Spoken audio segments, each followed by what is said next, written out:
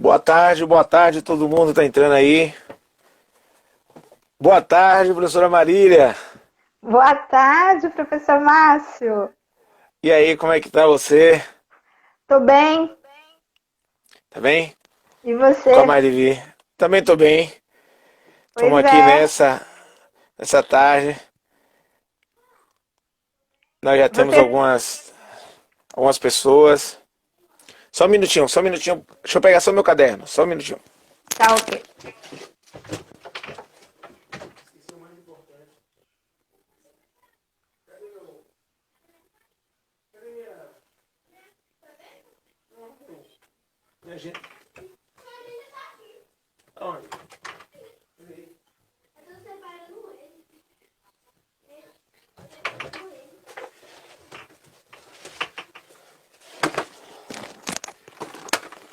Tá em casa?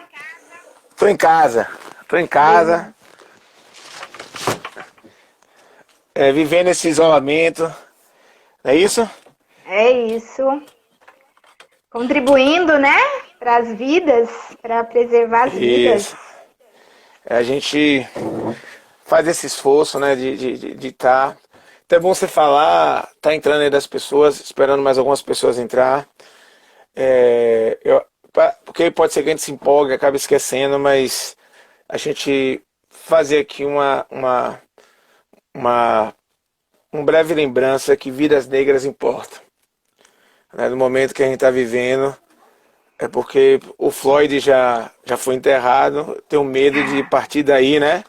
Como vários outros são enterrados e são esquecidos, né, que toda essa luta acaba sendo esquecida. Né?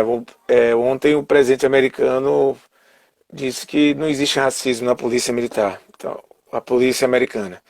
Então você percebe que já começa, né, a sucumbir. Um discurso, Então vamos. né? É, Um discurso é um, de verdade para poder produzir, veicular uma verdade que interessa a alguém, né? exatamente, exatamente. Então vamos lá, né? Vamos dar início.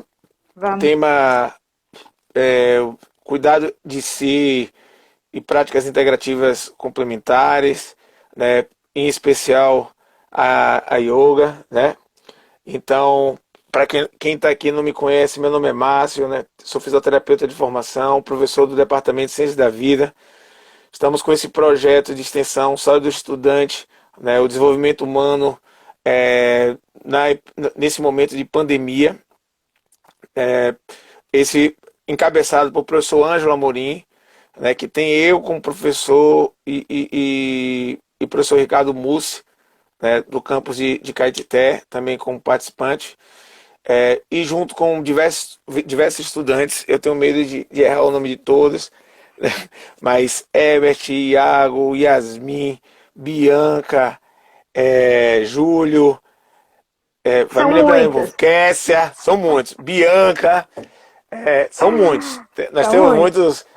é, É uma e aí equipe. nós é uma equipe que tem estudantes de vários departamentos da UNEB, né, de pelo menos 4 departamentos da UNEB e de outras universidades. Nós temos também estudantes da Bacana. UFBA e da Unifax. Né? Bacana. E aí, Marília, queria que você se apresentasse, né, para as pessoas conhecerem, né, quem é a professora Marília. E Bom, aí,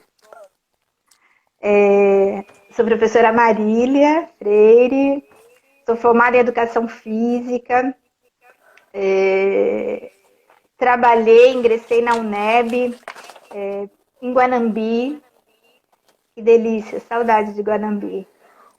E fiz mestrado na Educação Física, doutorado na Educação, no programa de Psicologia da Educação, e tive contato com o yoga em 1990, faz tempo, hein? E fui procurar uma prática, uma técnica que me levasse a um pouquinho em contato comigo mesma. Naquele momento eu estava assim muito agitada, dando aula na educação básica, e aí tive contato com o yoga.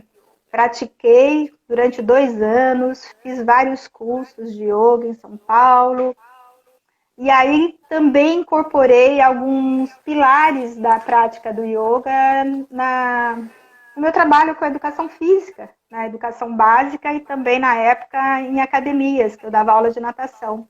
Foi muito importante para mim, pessoalmente foi muito importante para mim. E agora estou com esse projeto de yoga no Recanto da Mar.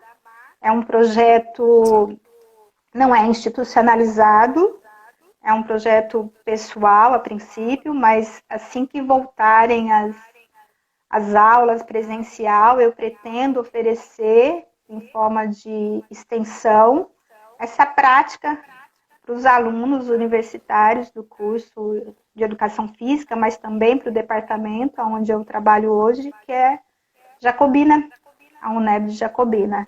Então, eu penso em ampliar mesmo essa oferta mais presencial para os alunos, como forma de práticas de si, de cuidado, de acolhimento, enfim. Vamos começar, Marília, logo assim. Vamos até planejar assim, esses primeiros 20, 25 minutos. A gente vai fazer algumas perguntas aqui. E depois, de acordo com o que as pessoas foram escrevendo aí, a gente vai colocando outras questões. Pode ser? Pode ser, Pronto. combinado. Então vamos lá. Vamos Primeiro, lá. eu queria perguntar para você, Marília, o que são as práticas integrativas, né? É um termo que ganhou muita força nos últimos anos, tá? Mas eu queria que você falasse um pouco para todos que estão ouvindo aqui agora nesse momento. Tem 12 pessoas assistindo, 14. Bacana. Márcio, as práticas integrativas e complementares, elas são práticas que integram, né, que foram integradas no programa nacional do SUS. Então, são práticas, né, alternativas e complementares, na verdade, que foram integradas ao programa de saúde do SUS. Não tem muito tempo isso é muito recente, e foram incluídas essas práticas integrativas no programa nacional, né, do SUS, através de portarias, acreditando que ia ser um benefício e superar as medicinas tradicionais. Então, veio através de portarias, isso começando lá em 2006, com Foi a primeira a... portaria, né? A política nacional, né? Exato, a Política Nacional de Práticas Integrativas e Complementares, né? Eu acho que foi março de 2006 que foi Isso. aprovada. Então, um olhar mais amplo para a questão do cuidado e da prática de saúde, práticas de saúde. Foram incorporadas essas práticas integrativas, entendendo que são práticas que traz um pouquinho o cuidado mais amplo, né, nessa questão de relação saúde e doença. Não é só uma questão de doença, né, de estar atrelado e estar voltado para curar a doença, mas existe um ser humano, existe um sujeito, um indivíduo que tem a doença. Então, aspectos mais pessoais, particulares, subjetivos, vão estar sendo levados em consideração. E aí resolveram, então, estar aprovando essa portaria que é sobre as políticas nacionais de práticas integrativas e complementares.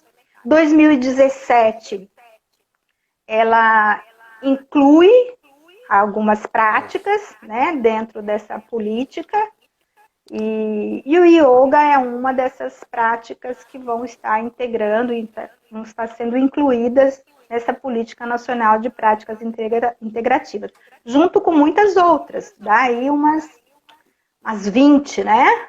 São 29. São 29 hoje. 29, atualizado, né? É. Então, tem aí a acupuntura, a medicina chinesa, algumas práticas da medicina chinesa, o Lien Qi, Tai Chi Chuan, Liang Gong. A hipnose. Hipnose? Isso não tinha É, conhecimento. A hipnose também já está. Já é uma prática integrativa Olha, reconhecida pelo sistema de saúde. muito recente, então.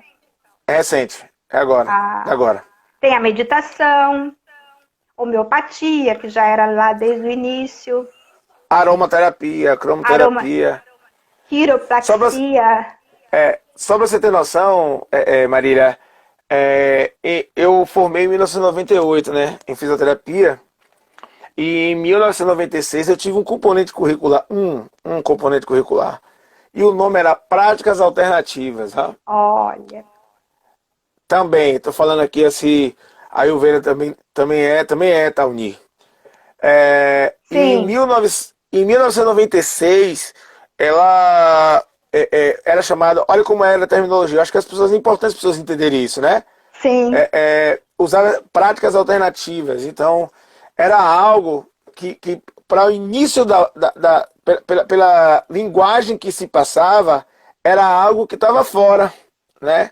Então, era naquela linguagem para as pessoas entenderem de alternativa, sociedade alternativa. Então, era alguém que sim, estava fora, né? De fora do que era normal, natural. Tá? Então, por isso, inclusive, que se mudou a nomenclatura. 10 anos depois, ó, a nomenclatura muda pensando justamente nessa questão de práticas integrativas. Ó. Ela sai de integram. alternativa, exato, que integra. Ou seja, elas complementam, né? Ó, Ótimo. integrativa e complemento. Elas complementam, então não é uma coisa à parte. Porque antigamente era assim, eu tive a oportunidade em 98, 97 para 98, eu fiquei estagiário de uma professora chamada Idália Machado, não está mais, né, entre nós. E o ex-marido dela, Jurecê, eles faziam acupuntura, cromoterapia, aromaterapia. E aí eu virei estagiário deles e comecei a aprender como estagiário. Não tive a oportunidade de fazer o curso, mas as condições financeiras na época não deram, porque o curso era no período de férias. Eu morava em Alagoinhas, estudava em Salvador.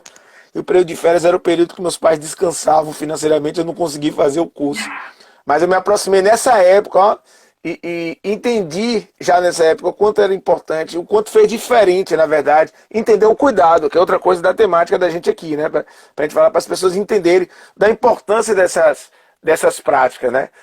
O quanto elas podem de fato contribuir, como você falou, né? Numa outra lógica, né? De saúde e doença, né? Do corpo, da subjetividade dessas questões. Você quer falar? Pode falar. Não, bacana quando você traz a questão de que elas não são alternativas, mas que houve toda uma mudança, né, de concepção e de construção, até por reivindicação histórica mesmo, né, de uma prática talvez inicialmente alternativa, para depois complementar e agora, né, integrativa, né? Não é como se fosse uma contracultura, como você falou, né? Não é contra, né? Porque a contracultura veio como um movimento contrário a tudo que estava ali naquele momento, né? Dos anos 60, 70. Isso. Então era o outro lado da curva, né? Na curvatura da vara. Então não era mais, era um movimento, né? Da juventude que estava reivindicando tudo que era contra a cultura que estava posta na época. Então, se pensasse no movimento contra, acaba que não vamos entender ele como integrativo, né? Como entrelaçado e complementar ao sistema tradicional de saúde. Não não aceitar, né, o tratamento tradicional, mas é complementar mesmo, né? Integrar ele. E é interessante quando foi discutido sobre cuidados primários de saúde, lá na Carta de Alma-Ata, que é a base para nosso pensamento com o Sistema Único de Saúde, lá já se falava na possibilidade, ainda chamando de práticas alternativas. Na oitava Aham. Conferência Nacional de Saúde, né, que foi o pilar, né, para a construção do Sistema Único de Saúde, também se discutiu e se apresentou como proposta, como possibilidade de cuidar de saúde. Então, é algo, né, que ainda, mesmo com todo esse crescimento, ainda está muita margem, né? a gente percebe, dados do Ministério da Saúde apontam que 78% do que se faz de práticas integrativas, ela está composta ela acontece na atenção básica, que é até bom. Mas você percebe então, ó, que o lugar onde entra a alta complexidade, que são os hospitais, né, e a média complexidade, onde as tecnologias duras são mais fortes, né, as práticas integrativas elas já ficam mais deixadas de lado. Então, é um sinal de que a gente precisa, né, e como é importante estar discutindo nesse momento isso, para alertar as pessoas e ver essas possibilidades. Entendeu? Sim, Agora, para ser realmente integrativa, né? Para que não seja só no papel. Agora fale um pouco para a gente como a yoga entra nesse contexto, né? Que é o nosso tema, é por onde você caminha, né? Caminhou, tem jornada. Fale para a gente aí. Eu morro de vontade de fazer yoga, viu? Então, para eu falar um pouquinho do yoga, né, da prática do yoga, é interessante falar como surgiu, né, a origem, a história também, né, que conceito é esse de yoga, né, se é o yoga, se é a yoga, né? Eu acho que muitas pessoas se confundem um pouco sem saber se está falando certo. E, na verdade, assim, não tem falar certo, mas talvez até fazer um resgate, uma trajetória, pensar na trajetória histórica dessa prática. E aí nós vamos pensar que é uma técnica, né, uma prática milenar de 500 mil anos atrás, que já era praticado, dizem que é na Índia, mas ainda não tem certeza se essa prática do yoga tem origem exatamente na Índia, porque há figuras rupestres, né, imagens rupestres, assim, né, arqueológicas, que encontram pessoas na posição sentada, com as pernas cruzadas e com as mãos unidas, né, relaxadas assim no joelho e nas pernas. Então, uma postura de meditação. E não exatamente foi na Índia. Então, existe ainda muita polêmica se foi realmente, se a origem do yoga veio da Índia. Mas o que se sabe é que essa prática foi sistematizada e organizada na Índia. E quando quando se tem ali os primeiros escritos, né, sobre a prática dos hindus, era voltado para o hinduísmo. Então, o povo hindu, que tinha a religião hinduísta, né, o hinduísmo como religião, praticava o yoga. Mas o hinduísmo são crenças, modo de viver, modo de ser daquele povo. E não tinha exatamente uma crença a uma única divindade. Poderia ser que boa parte daquele povo tivesse uma divindade como maioria, mas cada um tinha liberdade de ter a sua própria divindade, cada um escolhia o seu próprio ser divino, né, para acreditar. Então, isso é o começo, né, da sistematização do yoga. Não era voltado a exatamente uma religião, mas um modo de ser, voltado para a não violência, para a questão da espiritualidade. E aí, em contato com o cristianismo, isso, Estados Unidos, né, a época do romantismo da Europa, teve uma mistura que eles vão chamar neo-hinduísmo transnacional. O que seria isso? É que foram gurus, mestres, indo e vindo, né, da Índia para a Europa, para os Estados Unidos, e em contato com essa cultura ocidental, com outros valores, outras maneiras e modos de ser e de viver, houve essa mistura, né, essa miscigenação de valores incorporado às práticas. E o yoga também recebe essa reelaboração quando em contato com o Ocidente. E isso se deve mesmo à questão de gurus, mestres que tinham lá praticado na Índia e que de alguma forma vieram, né, em viagens, em cursos, e mesmo o Ocidente, indo para a Índia, houve essa mistura de modos de ser, de praticar o yoga, e aí houve uma ramificação, surgiram várias ramificações do yoga. Hatha Yoga, Raja Yoga, Jnana Yoga, Swastika Yoga, muitos brasileiros, né, que tiveram bom tempo na Índia, que conviveram ali, quando retornaram, trouxeram um yoga da forma como eles viam, né? E, de alguma forma, reelaboraram essa construção do yoga aqui no Ocidente. Esse é um pouco do contexto brasileiro em que o yoga se insere. Então, ele começa a ser popularizado, né, por todo mundo, em diversas vertentes. Mas o interessante é que a prática do yoga, um dos pontos principais, né, o objetivo principal seria a questão da espiritualidade por meio da meditação. E o cuidado de si. E aí o cuidado de si a gente vai falar um pouco para frente aí, porque eu trago algumas pessoas que nos ajudam, alguns estudiosos que nos ajudam a entender esse cuidado de si a partir das práticas corporais, no caso o yoga, nessa ocidentalização do yoga, né, que veio do Oriente para o Ocidente. Você traz elementos aí que são fundamentais, que de uma forma ou de outra começa a ligar com o cuidado de si, né? Porque quando você faz essa reflexão, né? Não é nem essa reflexão, essa contextualização sobre como o yoga ele se conforma, né? Como ele se reconstrói, né? A partir da experiência, né? Essa busca, né? Essa busca interior, ela acaba sendo um ponto-chave, né? Não é nem a busca interior, na verdade busca, né, por modos de vida que cuide desse interior, né?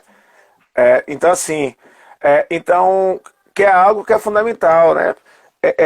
No mundo capitalista, né? Essa questão porque depende de como as pessoas queiram tratar, né? Espiritualidade, subjetividade, esse que, né?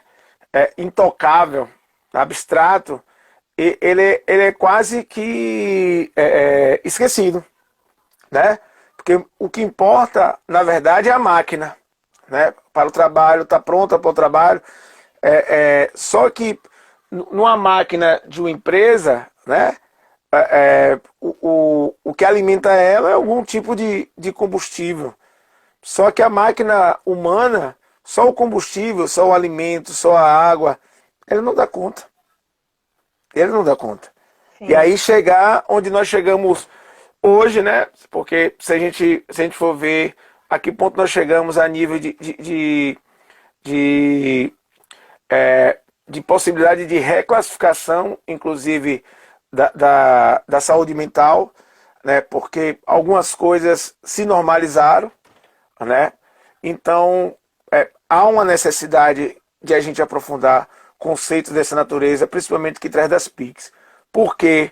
Porque toda a saúde que é utilizada, que vem, né, desse mecanicismo, né, ela não dá conta.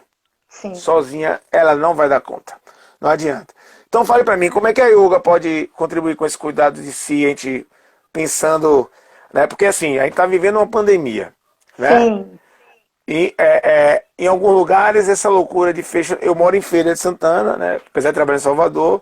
Então Feira de Santana abriu, né?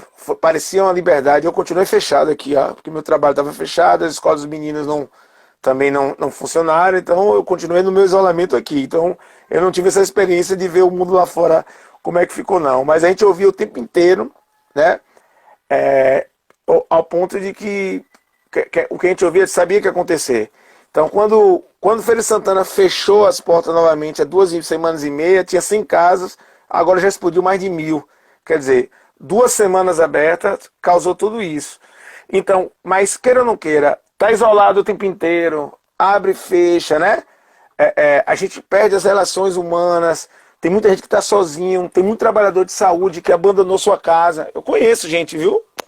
Sim. Que abandonou sua casa para não atingir os pais. Minha orientanda no mestrado, Rocio, ela alugou um apartamento para poder sair de casa, porque o risco de adoecer a mãe dela. Então, Quantos assim, profissionais da saúde, né, que estão atuando, que estão trabalhando, que estão cuidando de vidas, estão fazendo isso também, não estão indo para casa e estão morando em outro lugar, né, para não ter esse contato. então, eu estou falando isso para poder fazer esse encaixe desse momento, porque se a gente fosse analisar um antes da pandemia, já valia uma grande discussão pelo modo de vida que a gente está nesse momento já vivendo. Já dava uma boa discussão da importância da yoga, né? Mas agora, Sim. nesse momento, isso, Maria, eu acho que fica ainda mais intenso. Fica mais Sim. intenso. Então, eu queria que você compartilhasse com a gente, né, o seu conhecimento. E é um conhecimento de experiência também, né? Eu É, penso que lá atrás, quando eu te falei que eu tive contato com o yoga, com a prática do yoga, que foi em 1990, eu parei. Eu tive uma pausa aí em relação à prática, porque eu estava bem.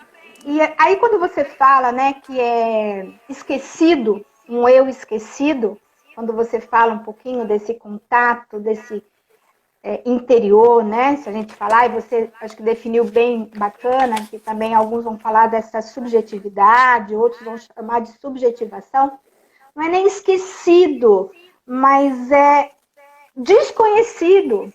A gente pouco conhece, né? Esse eu, esse que na verdade é o que a gente é muito o que aparenta ser, né? Eu tô aqui agora, Marília, professora, né? Fazendo essa live sobre a prática do yoga. Tô de camiseta branca, né? De camisa branca, cabelinho, né? Enroladinho, meus cabelos branquinhos. É o que, né? Eu mostro para a sociedade, né? Mas e eu comigo mesma, né? Quando eu estou sozinha, né? Quais são as minhas sensações, emoções, os meus pensamentos? Pouco a gente conhece desse momento. Então, lá em 1990, quando eu falo para você que eu fui buscar uma prática, uma técnica que me deixasse mais centrada ou mais focada, com uma atenção mais em mim mesma, eu tive essa necessidade. Não foi na pandemia. Agora, a pandemia veio e a gente tem que ver o lado bom dela. Para alguns, né? Para alguns. Mas o lado bom dela é exatamente isso, que forçou, de certa forma, a gente a parar. A gente entrar em contato com a gente mesma, né? Consigo mesma. E poder observar a si próprio. E aí que a prática do yoga, eu acho que contribui para esse momento, porque você tem que parar. Você tem que reservar um tempo para você parar, para pensar na sua respiração, para observar a sua respiração. São técnicas, né? Vamos assumir que são técnicas. São técnicas que contribuem para essa parada. E essa parada não é simplesmente parar e não fazer nada, até porque isso também é difícil, né? Mas é uma parada que você dá para poder observar a sua respiração, entrando em contato, talvez, com essas sensações e emoções e pensamentos que você não conhece. Então, essa prática que é, né, do yoga, que a proposta que eu estou apresentando é focada nos exercícios respiratórios, nas práticas corporais, nas técnicas corporais, no relaxamento e na meditação. É um caminho, é uma técnica que leva realmente a meditar. E o que seria meditar? É exatamente pensar num único objeto, numa única imagem, né? E ali, bacana quando a gente fala do cuidado de si, e eu vou utilizar aqui um estudioso que se debruçou também para trazer esse cuidado de si, e ele fala uma coisa muito bacana, Foucault. Foucault fala dos meu cuidados de preferido. si. Ai, gosto dele, Meu preferido. mas tenho pouca leitura ainda. É bacana. Mas o cuidado de si, nesse momento dessa prática, é quando você é ativo na construção da sua própria existência. Então, havia até me perguntado, anterior à live, né, me perguntaram, mas Marília, quem pode praticar yoga? Quem acredita em Deus pode praticar yoga? Então é interessante isso, né? Porque é uma técnica. Quando lá atrás, quando eu fiz curso de yoga, eu fiz o yoga tradicional. Mas o que era o yoga tradicional? Existia uma certa exigência de trazer todos os valores do hinduísmo para o Ocidente e ter uma prática tão completa que até mesmo os padrões religiosos eram trazidos. Por exemplo, a questão dos mantras. Hoje, a questão dos mantras, que são entonações de sons e ultrassons, na época em que era praticado, ou quando era praticado pelo hinduísmo, né, pelo povo hindu, ele era referenciado, como eu falei, a uma certa divindade. Mas não que ao praticar eu tinha que me referenciar a essa divindade. Então, qualquer um e qualquer religião, porque não é atrelado à religião, é uma filosofia de vida. Então, quando eu parto para a meditação, eu vou meditar de acordo com a minha livre escolha. É eu na construção da minha existência. É eu na construção do meu objeto de meditação. O importante é focar mesmo num único objeto, numa única imagem, num pensamento. E se você levar isso para o dia a dia, é o que realmente vai ter de rico, né, na prática do yoga e a meditação em si. Porque você não vai, quando você não medita sob pressão. Você tem consciência dessa meditação. Então, você vai parar, você vai ser orientado por um professor, no caso, por alguém. É uma ajuda, é uma técnica que é desenvolvida com a ajuda de alguém para te direcionar, para focar com consciência num único objeto, imagem, pensamento, sensação, para que isso seja também aproveitado para o seu dia a dia. Então, quando que você para no seu dia a dia para pensar em você, por exemplo, né? Quando você para no seu dia a dia para pensar como é que está a sua respiração? Você não para. Verdade. Então, é uma técnica que faz com que você pare para pensar em você e pensar em você nesse sentido mais amplo que você possa imaginar mesmo. Pensar se a sua respiração está fluente, pensar se a sua respiração está curta, está alongada, se olhar para si, né? Por que eu estou ofegante? Por que eu não estou conseguindo respirar? O que tem acontecido, né? O que me leva a ter uma respiração tão assim ofegante e sem estar tranquila, né? Como que foi meu dia? Com quem que eu me relacionei? Quais foram as minhas ações? E isso, de certa forma, vai se transformando. A ideia é essa. É um conhecimento de si que leva à transformação e a transformação que leva ao conhecimento de si. Então, a prática é um pouco de amor, é uma prática de amor. Porque parece bobagem, mas é simples isso, né? Não, né? Marília, primeiro assim, ó, eu achei muito legal quando você traz o Foucault, né? Só para as pessoas entenderem, porque às vezes há essa confusão, né? Foucault, quando ele faz essa brincadeira da subjetivação, que ele tira a subjetividade, ele está falando disso, né? Porque a subjetividade não é algo estanque. A gente tem processo o tempo inteiro de mudança. Então, por isso que, na verdade, existe processo de subjetivação. Tanto que nós somos, inclusive, múltiplos, apesar de singularidade, né? Então, assim, e Foucault, para mim, talvez seja o mais completo dessa contemporaneidade, né?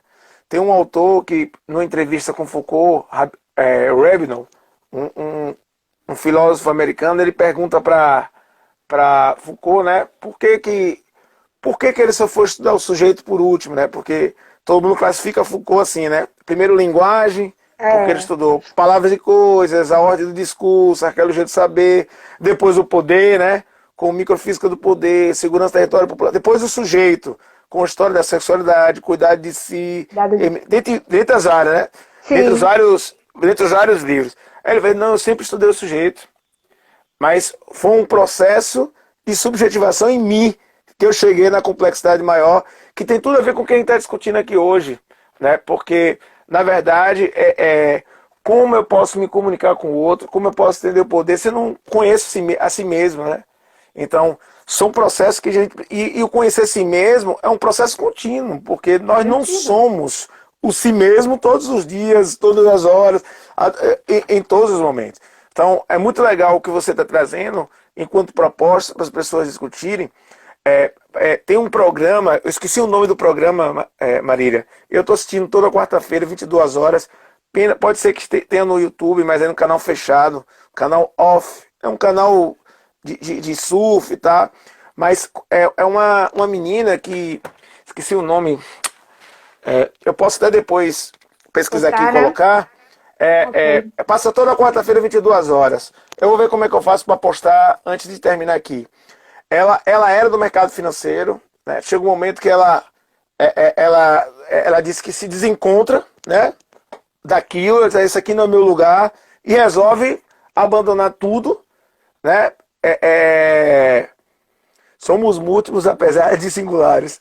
Isso aí não é meu não, viu, Geisa? Isso aí é de Gilles Deleuze. Ele que fala isso e Ah, Foucault. também. E Foucault Segue numa referenda. linha semelhante à de Foucault, né? Um Beleza. fala de microfísica e outro de micropolítica, né?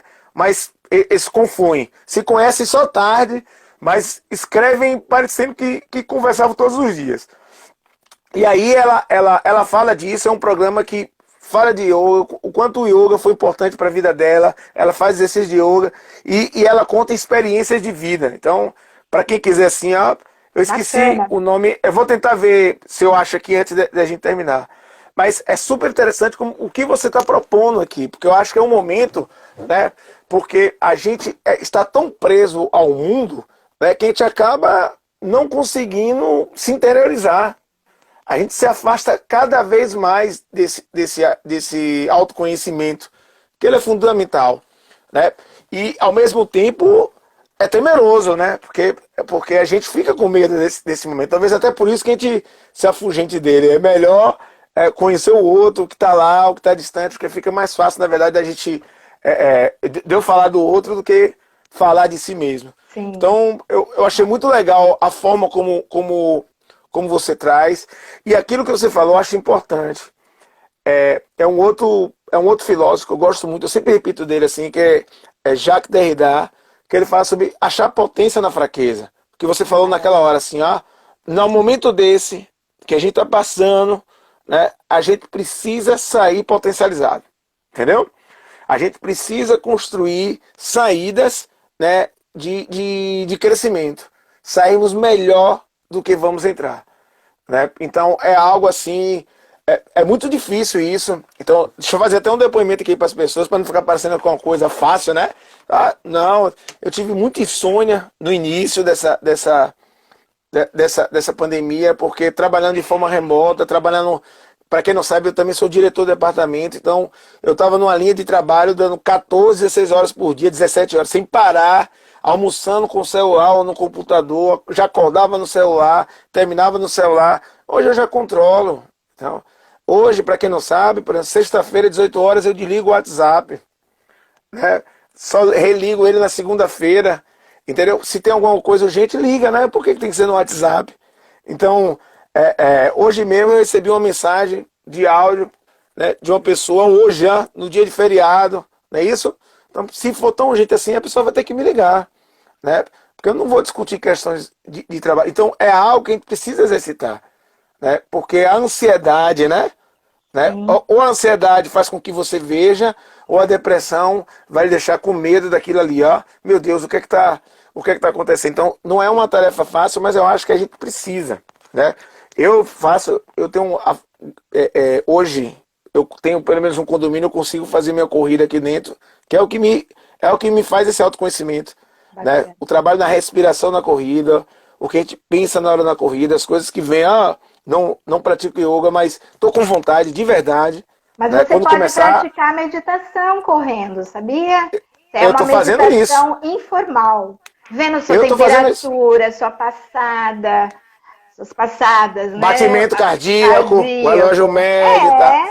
Isso chama Eu fico. meditação informal. É um momento que E, você se debruça para você. e a mente ali também, de certa forma, né? Você começa a confluir algumas coisas. Né? Sim, Porque sim. então assim é um momento para mim muito potente, muito forte, né? Que me ajudou muito, Marília. Com a direção eu não sei se você lembra quando se conheceu, eu tinha emagrecido, estava correndo, né? A gente se encontrava. Eu conheci Marília Jacobina quando eu fui colaborar lá. Não sei se Maria lembra, mas eu chegava às 5 Claro que horas da eu manhã de lembro. viagem, né? Ei, Maria, eu ia correr, né? Então, assim, Naquele quando meu ritmo, dia. né, Márcio? Na direção, acabou tudo isso, eu voltei a engordar 10 quilos, e aí na quarentena agora eu já perdi 12, entendeu? Eu já estou mais leve do que estava naquela época que eu estava super bem, correndo 10 quilômetros, tá? Então, assim, é isso que eu estou dizendo, assim, a gente precisa achar um mecanismo nesse momento de algo que nos potencialize. E aí, quando Sim. você faz a proposta do yoga, né? Eu acho que aí traz, é uma das ideias. E não é só yoga, gente. Eu vou Não. lá na prática integrativa, tem várias coisas. Sim, Aromaterapia, então vamos vestir cores que nos alegram, entendeu? perfeito. Então, como eu vinha hoje fazer aqui no quarto de minha filha, que é um quarto todo rosa, que ela adora rosa, eu botei um rosa também para combinar aqui, ó. Que a gente precisa entrar nesse Tá clima. Então, bonito, Márcio. né, são essas coisas que a gente precisa, que a gente não dá conta, não dá importância, na verdade, né? Mas que tem toda tem todo um quê que pode nos contribuir, né? Um significado, né? Um sentido. Ó, tem alguém aqui, tá? Estou presente no momento presente. Quem quiser, gente, escreve aqui, vai fazendo pergunta. Estou presente no momento presente, é isso. Ângela Não falou ficar aqui, ó. pensando no que passou e no que vai ser, né? Não Mas no dá. momento presente. Ótimo. É, in- Isso eu é tô. uma forma de Marília, meditar, né? isso tem sido tão forte em mim, falando assim, porque eu acho que é bom a gente falar da gente assim, para as pessoas, que eu estou tomando decisões fortíssimas, né, que se propõem, na verdade, resultado de tudo isso que a gente está passando, que vai ser para melhor as Sim. decisões. Então, Ângelo escreve aqui, ó, respira e se inspira. Ah, O nome do programa é. Ô, Ângelo, olha o como é o nome programa que você está dela. Eu acho bom falar assistindo. dela. Como falar o nome dela? Procura aí, Ângelo, porque não dá pra gente sair aqui, que eu não tenho como sair. Que é muito legal. Procura, deve ter no YouTube, né? Hoje nada mais escapa do YouTube, Já né? anotei aqui, viu? Respira e inspira. Então, mas sabe o que é legal de você estar falando, né, das experiências? E aí tem alguns relatos de experiência, isso em termos acadêmicos, da prática do yoga para estudantes.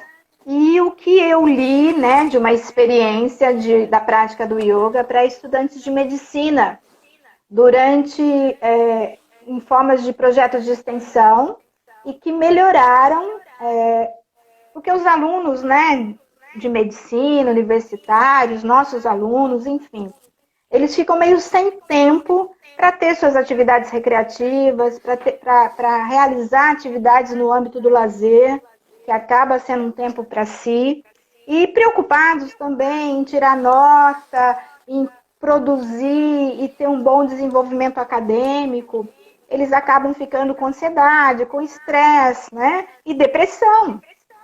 Claro. Isso, o seu projeto deve estar abordando isso mesmo, né? A questão do É, cuidado desse estudante universitário. E essa pesquisa diz que após a prática do yoga realizado, né, como projeto de extensão para esses alunos, houve uma melhora considerável. Então é um momento que você vai ter ali marcado para você dar uma parada, já que se você se deixar, né, o dia a dia vai te levando e você vai indo e não para. É aquele ritmo mais alucinante mesmo. E que você vai se distanciando de si. Foucault tem uma coisa. Foucault e Deleuze, eles falam muito da experimentação, né? Porque a gente, dentro do- desse mundo muito racional, né? Nada contra, mas tudo em exagero. Então, às vezes, a gente fica naquela. Tentando interpretar, é bom, é ruim, e não experimenta, né? Então, assim, é muito legal quando ele fala de oportunizar essas experimentações, né? E o cuidado de si, ele faz isso. É, é, o cuidado de si, o próprio Foucault, ele traz, na verdade, inclusive, de Alcibíades de Platão, né? Quando ele, naquela época, a discussão sobre ética, ela permeava muito na política, na lei, e aí Alcibiades faz uma discussão de, peraí, pô, ética ele não é só isso. Tem uma questão estética, né? Isso, a ética e a Então, estética de si, né?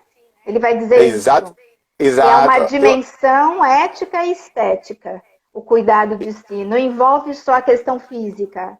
Não, então assim, a forma como você vê o mundo, a forma como, né, como o mundo opera na sua vida, e como você escolhe como ele deve operar, porque isso é importante, né? Nós, é, é, nós temos o que é bom do racional é isso, a gente precisa ter clareza que somos donos de nós, porque às vezes nós não somos, nós pensamos que somos livres, mas somos verdadeiros escravos, né? São verdadeiros servos, né, presos, na verdade, nesse mundo. Né? Aí eu já pego outro filósofo que é Baruch Spinoza. Ele fala sobre isso, sobre o quanto nós somos servos e o conhecimento é a liberdade. Ele fala que são três gêneros de conhecimento, então o conhecimento pleno que faz nos sermos contemporâneos, que possibilita isso. E a meditação ela é capaz disso, porque o autoconhecimento primeiro, tá? Porque a libertação ela só vai surgir de fato se você se autoconhecer. Né? Ó, Ângelo, ele faz uma pergunta aqui e Kessia pediu, por favor, né? Ele pede assim, ó, teria alguma sugestão de exercício ou atividades, Marília? Diz aí pra galera aí. Eu já tô começando a sentando aqui, ó. Já citei, porque eu não quero só perguntar, não, eu quero fazer. Tem vários. A gente pode fazer um exercício respiratório, simples assim, né? Mas para isso, quem está assistindo a gente, tem 20 pessoas assistindo ou são 20 comigo e com você? Comigo e com você são 20. Pronto. Então tá bom. Então eu vou fazer esse convite, já que Ângelo pediu, vou aqui nessa live fazer um exercício respiratório com vocês. Combinado? Vamos lá? Então, sentadinho mesmo, acredito que vocês estejam sentados. Procura deixar a coluna ereta. Ok? Se encaixa, se ajeite aí na cadeira, onde você estiver. E a partir de agora, não mexa mais. Feche os olhos. As palmas das mãos, vamos mexer um pouquinho, coloca no peito. Uma mão sobre a outra, as duas sobre o peito. E feche os olhos. Procure agora pensar somente na sua respiração. Inspirando pelo nariz e soltando o ar também pelo nariz. Relaxe os ombros. Não pense em mais nada, somente em sua respiração. Inspirando e expirando pelo nariz. Observe sua respiração. Veja como ela está. Se está lenta, se está rápida. E continue um pouquinho respirando por uns breves instantes.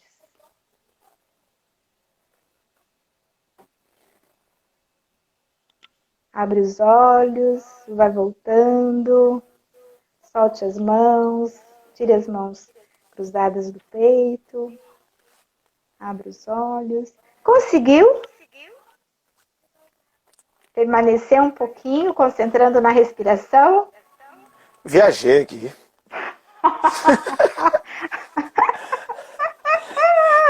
Mas é toda uma técnica, né?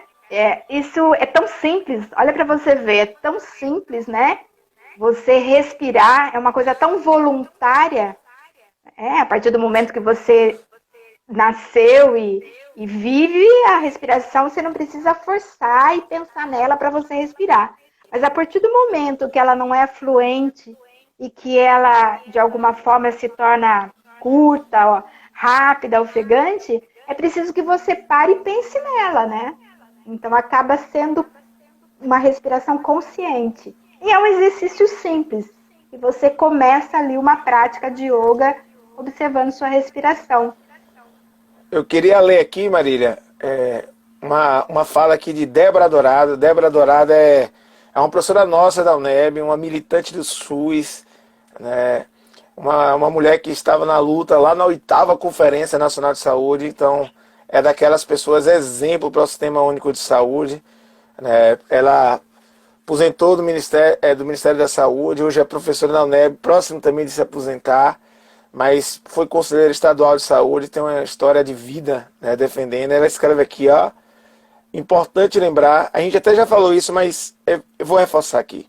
É importante lembrar que a Política Nacional de Práticas Integrativas Complementares reforça o cuidado com diferentes abordagens integrativas.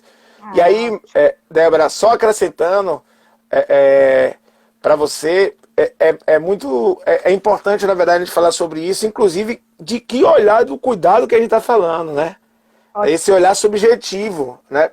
Porque é muito interessante, assim,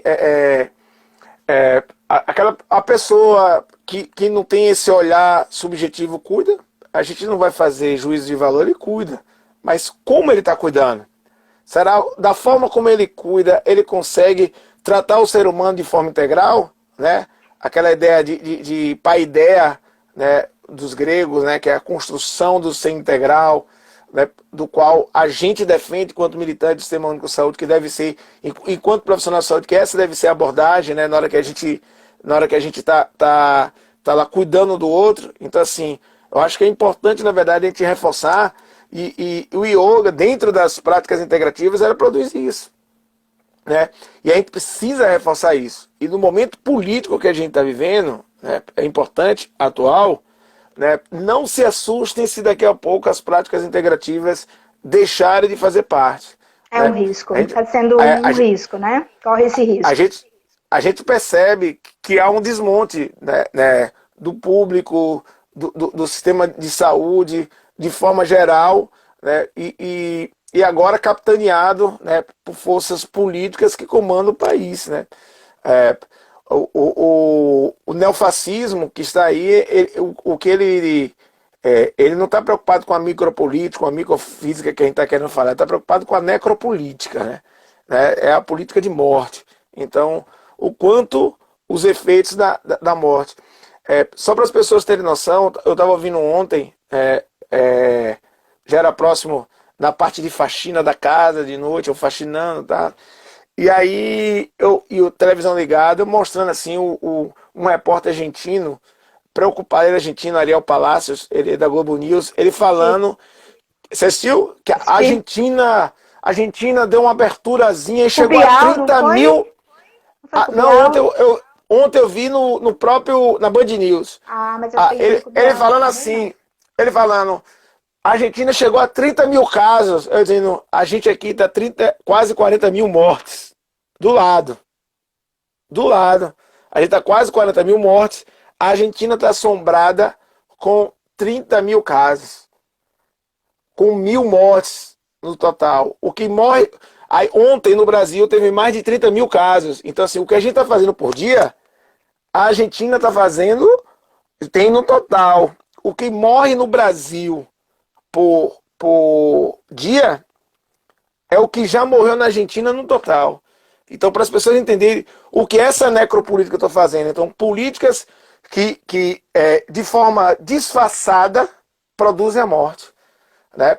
E aí, aos pouquinhos, com ações vão destruindo. E aí, por que eu estou falando isso? A ideia de pessoas como essa vai começar a tratar as práticas integrativas como práticas alternativas. Sim. Elas não serão importantes para o Sistema Único de Saúde. Entendeu? Isso é bem claro na hora que um governo diz: vamos acabar com bolsas de mestrado e doutorado para a área de ciências humanas, né? Porque temos que investir em ciência e tecnologia. Entendeu a ideia? Então, esse pensamento que a tecnologia dura que é importante, né? Na hora que chegar no cuidado de saúde, isso vai chegar no cuidado de saúde. E aí vai considerar que as práticas integrativas são práticas alternativas. Se são alternativas, pratica quem quiser. Não é um direito ao cidadão. Então isso é importante. E o quanto é simples, né? Quanto as pessoas Acho que estão aqui. tô. Deu uma parada, não foi? Deu. Mas nós temos ainda 5 minutos. Então, Ótimo. o quanto... E aí, vou terminar aqui até para você fechar, certo? Certo. O quanto é perigoso, né, na verdade, né? O quanto é perigoso quem está passando. E aqui, ó, antes de passar para você, ó, Taline, eu acho, falou triste realidade. Geisa falou aqui, respiração consciente é muito bom, né? Débora falou que a gente falou, Débora, no início da inclusão dessas 29 em 2017, das 29 procedimentos, né? Mas é bom colocar aqui para quem quiser ver, que é de 28 de setembro, uma data importante, que é a data comemorativa. Ângelo fala: respiramos, mas não prestamos atenção como respiramos. E Kessia falou aqui, ó, que foi muito bom, viu? Tauninha também falou muito bom. Aí foi na hora da experiência da respiração. Então, Marília, né, passo para você a palavra para os agradecimentos e a fala final. Então, esse pequeno exercício, né, técnica que nós fizemos de respiração, eu vou convidar vocês para estar fazendo uma aula no sábado. Eu vou estar disponibilizando uma aula, na verdade, esse projeto são aulas gratuitas. Eu elaborei e preparei 8 aulas, uma série de 8 aulas, e a primeira eu vou estar disponibilizando no sábado, a partir das 10 horas da manhã. Show. Então, vou estar disponibilizando aqui, né, no Recanto da Mar, e vai ter duração de entre 20 a 30 minutos. Vão ser a aula vai ser composta por exercícios respiratórios, técnicas corporais, relaxamento e meditação nessa proposta. E convido vocês a participarem, né, dessa série de aulas através do Recanto da Mar. E agradecer, Márcio, agradecer esse momento único, saudades de você, bom te ver, gostei de te ver bem, viu? Olhando no olho, que gostoso, né? Que bacana. Massa. Estou feliz em te ver e agradecer esse espaço, que foi um espaço que trouxe um pouquinho dessa conversa, né? Do cuidado de si. E que o projeto de vocês também, de desenvolvimento, né? E de cuidado de si também propõe. Acho que é uma parceria bem bacana. A gente pode combinar outras vezes de estar oferecendo de alguma forma essas aulas dentro do projeto de vocês, viu? Então, convidando todo mundo, sábado, 10 horas, no Recanto da Mar. Nós vamos ter a primeira da série de 8 aulas, ok? Sim, ok. Marília, em nome de todo o grupo, né? Nós agradecemos, né? Foi muito legal esse bate-papo, também foi muito bom te ver, né? E aí a gente se despede e diz